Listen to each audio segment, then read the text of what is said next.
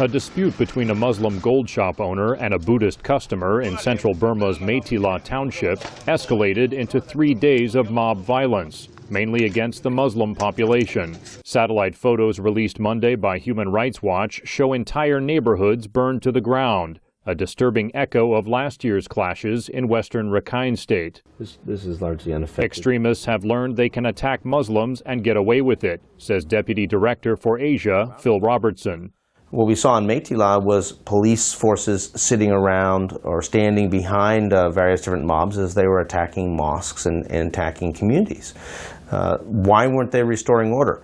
Why aren't they investigating to find out actually who is behind this, who not only committed the violent acts, but also who instigated and incited people to do so? In a national broadcast, President Thein Sein acknowledged the damage done to Burma's image and warned against letting religious tensions spiral out of control and disrupt reforms.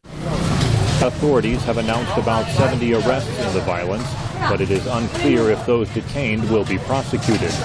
United Nations resident and humanitarian coordinator for Burma, Ashok Nigam, stresses the need to enforce the law. It is important that the rule of law prevails, and those who perpetrated this are brought to justice. And that is important because that also sends out very important messages in terms of prevention in future.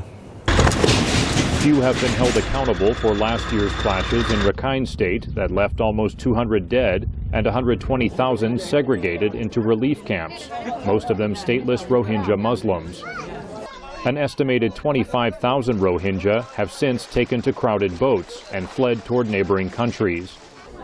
Those remaining are losing hope, and the coming rainy season will bring more disaster, says Phil Robertson. So we're looking at a major health crisis coming for the Rohingya as well, who have already been weakened by a lack of food and basic nutrients. So it is a slow-moving humanitarian disaster that is going to have a significant uptick when the rains start. The attacks on Muslims appear coordinated to create sectarian tensions, says Al-Haj A-Luin, a Muslim leader in Rangoon and member of the Religions for Peace Council. I've noticed that at the grassroots level we have a very, very good relation, but there were instigation and there was some systematically planned traps made by those people to turn this into a racist and also a religious problem. As Burma's democratic reforms lead to majority rule, rights activists stress the need to protect minority rights and for the country to value its rich ethnic and religious diversity. Daniel Schearf, VOA News, Bangkok.